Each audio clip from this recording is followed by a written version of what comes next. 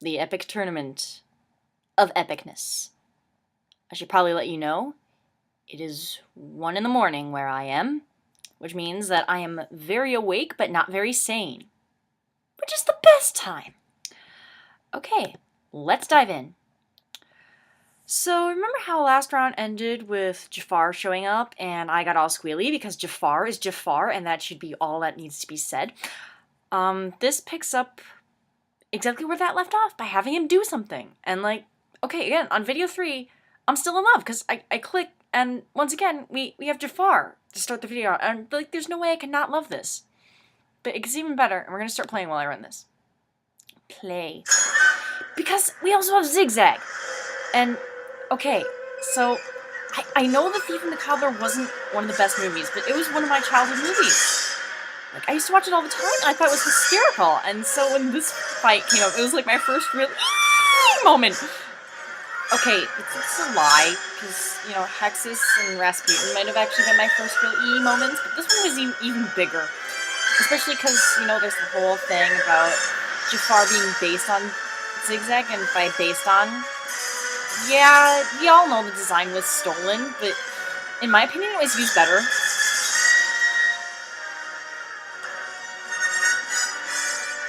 And, you know, Jafar's still ironic that you are using wishes now, because later, stuff happens that makes it ironic for you to use wishes.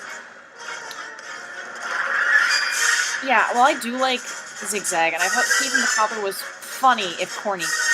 You know, I think Aladdin did the concept better. I really do. I know it's not a perfect movie, it's problematic. But yeah, that's why I do have a preference for Jafar with Zigzag, but I like them both. And I appreciate Vincent Price. I appreciate Vincent Price speaking in rhyme. Last shot. Jafar has to get the last word in. That laugh. Oh, I think he has the best laugh of any Disney villain, ever. And here is Scar versus Scarsnout, which is... Hang on, I thought this came later. This is round 3. This is actually one of the otter fights. At first I was like, okay. But then when I saw it, and I just saw the editing was put together. This is actually one of the best edited fights, which is actually something I'm going to say a lot. There are a lot of them that are really well edited. I love the editing on this one. I understand this one was actually done by Jacob Animation Critic, who we haven't seen much work from him lately. What's he even up to? What are you up to, Jacob? Anyway. Yes! That paw thing is... I mean, you know it's Mufasa, but it looks like he's talking to Scarsnout. It's just so convincing. Okay, we have the follow-up to the death by irony. Bill Sykes was killed by a dog. Okay, can we all just take a moment to laugh at that? Bill Sykes was killed by a dog. Cat our wall. Yes, this is another huge, yes, I'm clapping. Huge nostalgia moment for me. I actually saw Fievel Goes West before I saw Fievel, and so it was actually my more liked of the two films. And here's where, Cat Arwal looks out what, for the clean version, say we're going to call the Super Giant Gun. The Toon Guy knows what the real name is. Because you have Berlin Wall technologies. Get it? It's a pun. I also love this editing. Shoots them onto the third rail. Snow Queen versus Shan Yu. The battle that at first I thought was pointless, and then in Season 2, I prefer to call them seasons rather than parts. It's just a quirk. Also because I like to think of this as a show, because this is what I watch when My Little Pony Friendship is Magic is in the off-season.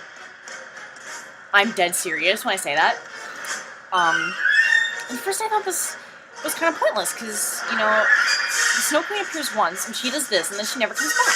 But then in Season 2, her role is huge. And so, you know, I now really appreciate this fight for being a great foreshadower of that. And she's just all like, all I have to do is blink, and you will all die. You will all die because I blinked at you. Ratcliffe is still maneuvering behind the scenes, and this is actually the first fight where we had, you know, multiple opponents, where we had to team up, and Clayton and McLeach is a really epic team. Like, I have this headcanon that Clayton, McLeach, and Gaston would all be, like, best friends, absolute best friends. Oh, and Zeko Khan!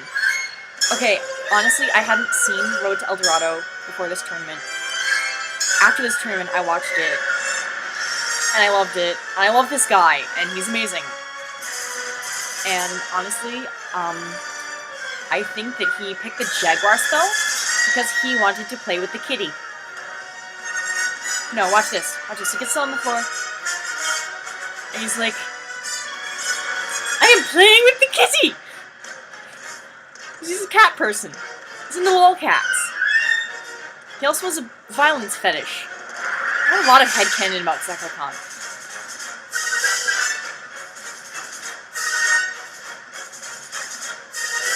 McLeach, you're so crazy. He's crazy. We all knew that. And there's Joanna, otherwise known as Xerxes in drag. Because Frank Welker voiced them both and used the exact same voice. You know, people who don't know me and my fandoms might not even know who Xerxes is. He's actually the sidekick of Mosenrath from the animated series of Aladdin, who, as we get in the later parts, you're going to see exactly how much I love and obsess over Mosenrath. Okay, yes, and Zeko Khan just took out Clayton and McLeach simultaneously. And my iMovie icon is bobbing and telling me that one of my other commentaries is done rendering. But yes, this was a testament to how awesome Zeko Khan was, and this victory is kind of what made me want to mind heist. Oh yes, and then we start this arc. Welcome, Ruber. Anyway, his victory was kind of what made me want to go watch Road to El Dorado in the first place. Kent Mansley, he'll disappear for a while. Gaston, already successful, the only one of Ratcliffe's mercenaries who came back alive. And Ruber! Oh, do I never get tired of making fun of Ruber. And Frollo was alive the whole time! Which actually, when I was first watching this, was a huge what? And then Ruber's like, I'm gonna betray you all! Yeah, Ruber's the Scrappy of this series. We have like one or two people that like him in the fan base, and that's cool. And I used to not like him, because he's not a well-done villain. And Gary Oldman, you can act! I've seen you as Zorg in The Fifth Element. You are better than that. But, anyway, now I actually like Ruber because I like making fun of him. It just never gets old for me. Pain and Panic are working for Hexus now, which is really weird, because that's the first cross-alliance. It's actually going to lead to something a little weird. We're playing with the idea of cross-alliances. Fates are, we're not supposed to reveal the future, but that was the past, so technically they didn't break any of their little, rules. And Thrax! Okay, confession, I still haven't seen Osmosis Jones, but I've seen a lot of the scenes with Thrax, and they impress me. And I love the backstory they do for him in this. I'll explain that a little bit after the video ends, which is now. It's actually this involved backstory, Word of God, that Man Woo and 73 Windman have made up. That Thrax was originally a human warrior in ancient Greece. And he and Hades are old enemies because he struck a deal with Hades. I forget what he did to anger Hades. And he was like, I want to be able to be the most efficient killing machine ever. And Hades was like, alright, but on my terms. And Thrax, obviously not seeing where this was going, was like, okay. And so then Hades turned him into a virus, and Thrax was like, no! So that's why Hexus brought him back as a full human-sized being.